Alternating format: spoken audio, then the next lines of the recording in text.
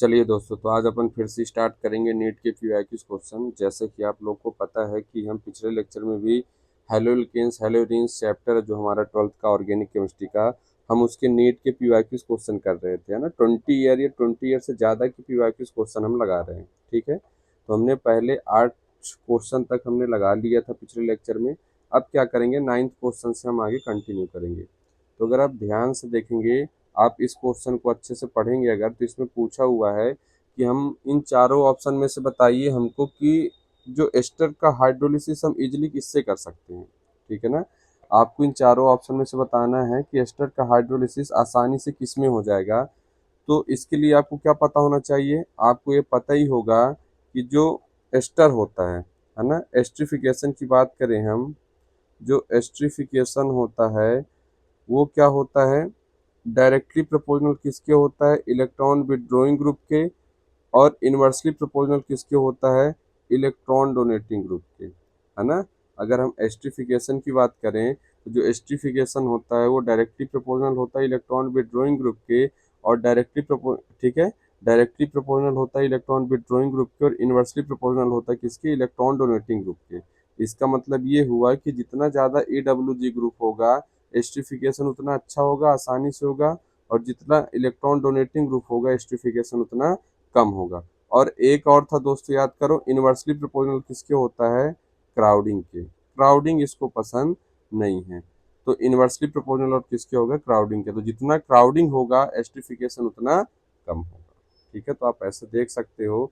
तो अगर हम बात करें हमारे पास से क्वेश्चन में, अगर आप देखोगे एस्ट्रिफिकेशन, देखो सभी पर एस्टर यहाँ दिया हुआ है, सभी पर ये एस्टर सेम है। तो आप यहाँ से तो डिसाइड नहीं कर सकते हो, कोई भी चीज़ यहाँ से डिसाइड आप नहीं कर सकते हो।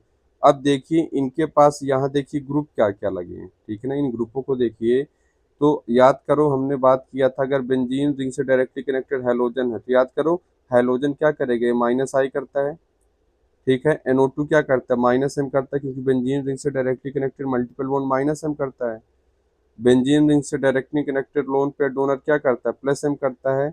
और इसमें कोई ग्रुप नहीं लगा है तो नो ग्रुप, ठीक है। कोई ग्रुप नहीं लगा है तो नो ग्रुप। तो याद करो हमने अभी देखा, जो एस्ट्रिफिकेशन होता है वो डायरेक्टली प्रोपोर्शनल होता है किसके, EWG ग्रुप के। तो जितना ज़्यादा EWG ग्रुप होगा उसका एस्ट्रिफिकेशन उतना अच्छा होगा। तो याद करो सबसे ऑर्डर में कौन आता है, रेजोनेंस, फिर हाइपर कॉन्जुगेशन, फिर इंडक्टिव। चाहे प्लस वाला चीज हो चाहे माइनस वाला चीज हो, रेजोनेंस तो पहले ही आता है। तो पहले अब इसमें कौन आएगा, EWG में माइनस एम आता है, फिर कौन आता है, माइनस आई आता है। तो अगर आप ध्यान से देखोगे, ये प्लस वाला तो कभी हो ही नहीं सकता, इसमें कोई ग्रुप लगा ही नहीं है, तो थर्ड और फोर्थ ऑप्शन तो हो ही नहीं सकता है। फिर अगर हम बात करें सेकेंड और फर्स्ट में, फर्स्ट और सेकंड की हम अगर बात करें, तो फर्स्ट में देखो माइनस आई कर रहा है, और सेकंड में क्या कर रहा है, माइनस एम कर रहा है। तो माइनस एम का पावर ज़्यादा होता है माइनस आई के कंपेयर में, इसलिए हमारा जो करेक्ट ऑप्शन हो जाएगा वो क्या हो जाएगा, बी हो जाएगा। क्यों, क्योंकि जो एस्ट्रिफिकेशन होता है वो EWG ग्रुप के डायरेक्टली प्रोपोर्शनल होता है। और ऑर्डर में हम पहले रेजोनेंस देखते हैं, फिर इंडक्टिव देखते हैं, ठीक है। माइनस एस तो करता ही नहीं है, एक क्वेश्चन को छोड़कर, याद है आप लोग को। चलिए फिर 10th वाला क्वेश्चन देखेंगे। अब आपको बताना है SN1 रिएक्शन, बताना है आपको, ठीक है ना। याद करो SN1 रिएक्शन में क्या होता था। अब याद होगा आपको कि जो 100% इन्वर्जन होता है वो SN2 रिएक्शन में होता है। जो SN2 रिएक्शन होता है उसमें 100% क्या होता है, इन्वर्जन होता है। और जो SN1 होता है उसमें क्या होता है, हमारे उसमें रेसिमाइजेशन होता है, ठीक है ना। उसमें क्या होता है, रेसिमाइजेशन होता है। याद करो 50% क्या बनता है, इन रिटेंशन होता है, और 50% क्या होता है, इन्वर्जन होता है। तो जो रेसिमाइजेशन होता है SN1 रिएक्शन में 50% रिटेंशन और 50% क्या होता है, इन्वर्जन होता है। और कंप्लीट वो 100% नहीं होता, याद करो उसमें SN2 ज़्यादा होता है, मीन्स इन्वर्जन ज़्यादा होता है, और रिटेंशन क्या होता है, कम होता है। ये आप लोग को पता होगा भाई, ठीक है ना। तो इसलिए हमारा ऑप्शन कौन सा हो जाएगा, ये थर्ड वाला हो जाएगा ऑप्शन। क्योंकि 100% इन्वर्जन तो हो नहीं सकता, 100% रेसिमाइजेशन हो नहीं सकता, 100% रिटेंशन भी नहीं हो सकता। तो आप देख सकते हो इन्वर्जन मोर देन रिटेंशन, ये आपका आंसर हो जाएगा। तो SN1 रिएक्शन में रेसिमाइजेशन होता है, SN2 रिएक्शन में 100% इन्वर्जन होता है। और जो SN1 रिएक्शन होता है उसमें जो रेसिमाइजेशन होता है वो 50-50% का होता है, 50% रिटेंशन और 50% इन्वर्जन, लेकिन उनमें से इन्वर्जन ज़्यादा होता है। ठीक है ना। चलिए फिर अगला हम बात करें, अगर ये देखोगे अगर आप अच्छे से, रिएक्शन है, नेम रिएक्शन है, देखो नाइट्रोजन के पास लोन पेयर है, ये लोन पेयर क्या करेगा, यहाँ अटैक करेगा, O का माइनस बनेगा, O का माइनस फिर रिवर्स आएगा और यहाँ से Cl जो होता है अच्छा लिविंग ग्रुप होता है वो बाहर चला जाएगा। ठीक है। इस रिएक्शन को बोलते हैं हम कौन सा, शॉर्टन बॉमेन रिएक्शन बोलते हैं। ये इस रिएक्शन, ये नेम रिएक्शन भाई है ना, ये नेम रिएक्शन बोलते हैं इसको। इस नेम रिएक्शन में आपका ये नाम हो जाएगा, शॉर्टन बॉमेन रिएक्शन हो जाएगा। ठीक है, ये ध्यान देना आप लोग, ये नेम रिएक्शन होता है। देख लो अब प्रोडक्ट, यहाँ पास नाइट्रोजन है NH और इसके साथ Cl हट गया और यहाँ जाके नाइट्रोजन लग गया यहाँ पास, तो देखो ये प्रोडक्ट बना हुआ, तो इसको बोलते हैं शॉर्टन बॉमेन रिएक्शन। फिर अगला अगर हम देखेंगे, आप देखेंगे इसमें से मोस्ट करेक्ट इलेक्ट्रॉन डिस्प्लेसमेंट बताना है न्यूक्लियोफिलिक रिएक्शन के लिए। तो अगर आप ध्यान से देखोगे हमारे पास क्या CH3+I करता है, CH3 क्या करेगा, इलेक्ट्रॉन डोनेटिंग ग्रुप होता है, यह क्या करेगा, इधर से इलेक्ट्रॉन देगा, तो ये डबल बॉन्ड क्या होगा, इधर शिफ्ट होगा।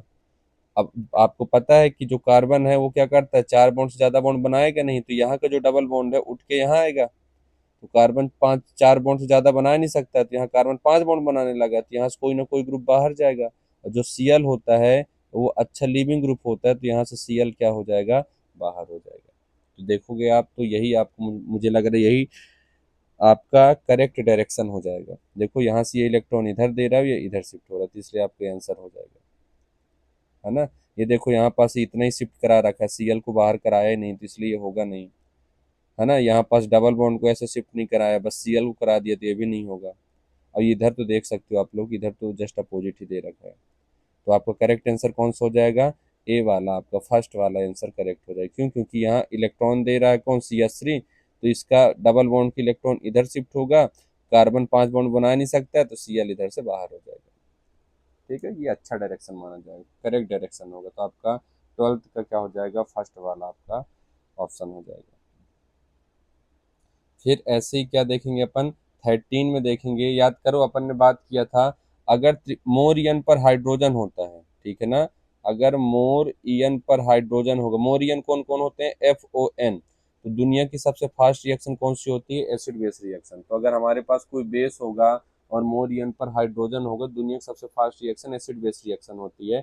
ऐसे ही हमारे पास क्या होता है, जो ट्रिपल बॉन्ड होता है, ट्रिपल बॉन्ड का जो परसेंटेज एस करेक्टर होता है वो 50% होता है, मतलब यहाँ का जो हाइड्रोजन है ज़्यादा एसिडिक हाइड्रोजन है, मोस्ट एसिडिक हाइड्रोजन है, तो यहाँ से क्या होगा, हमारे पास जो NaNH2 है, NaNH2 क्या होता है, स्ट्रॉन्ग बेस होता है, Na का प्लस और NH2 का माइनस, तो जो NaNH2 होता है ये क्या होता है, स्ट्रॉन्ग बेस होता है।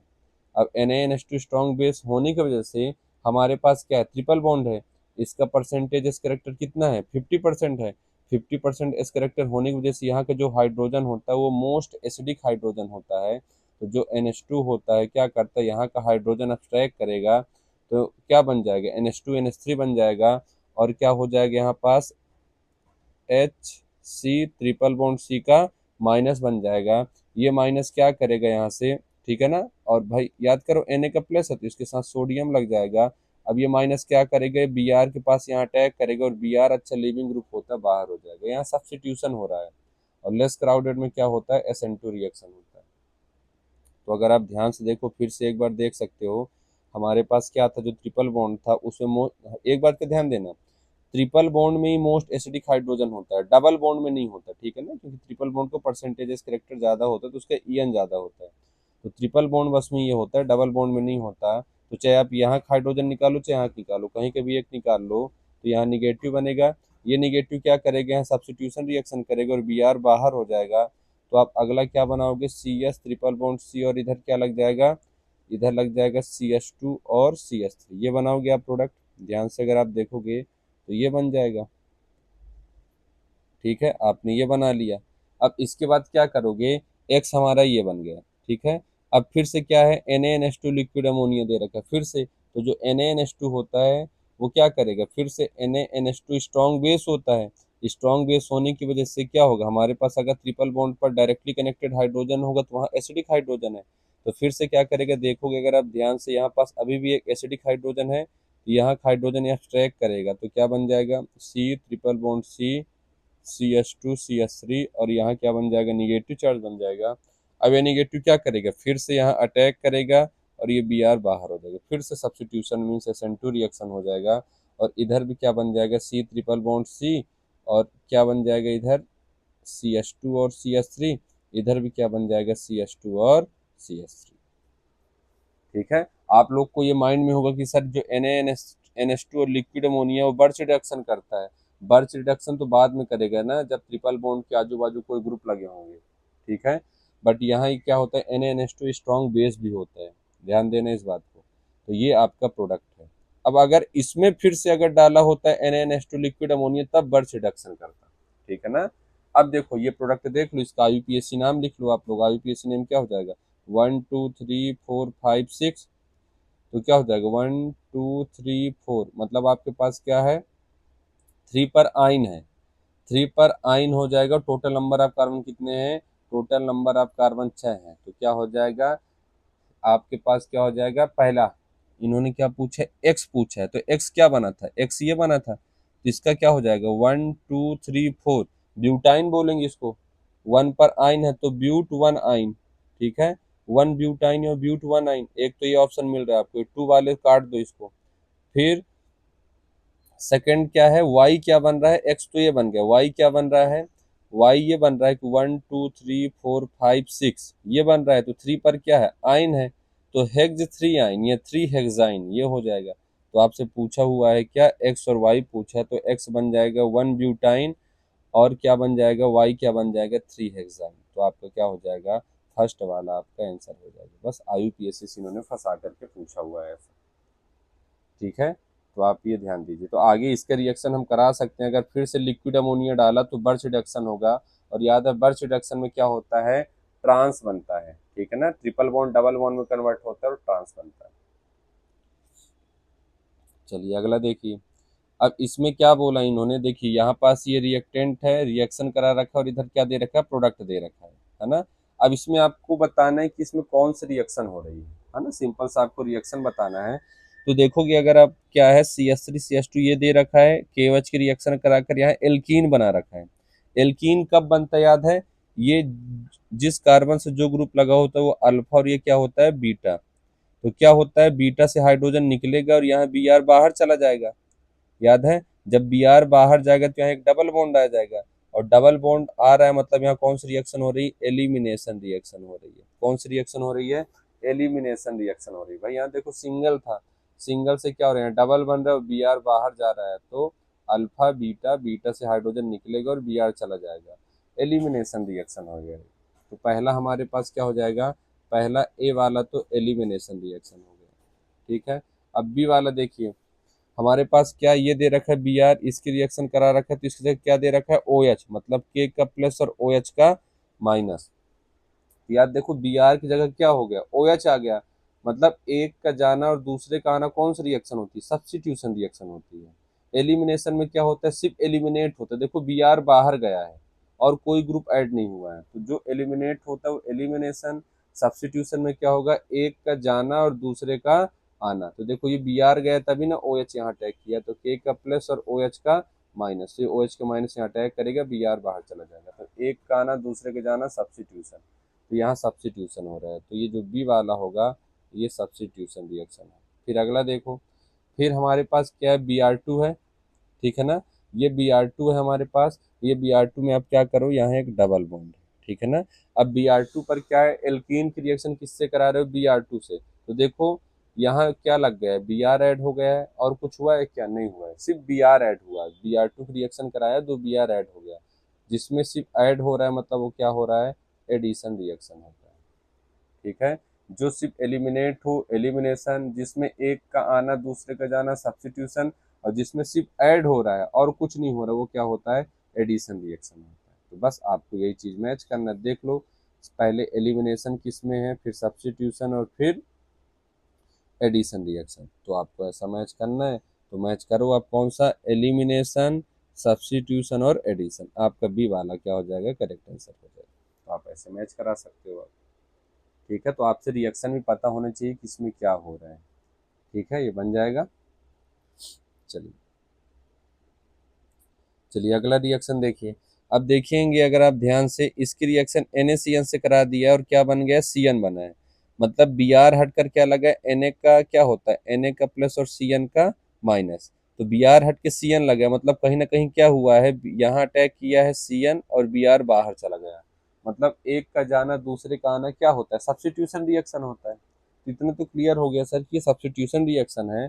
अब सब्स्टिट्यूशन रिएक्शन तो हो रहा है, ये कौन सा सब्स्टिट्यूशन है, याद करो हमारे पास क्या है, एक होता है SN1 रिएक्शन और एक होता है SN2 रिएक्शन।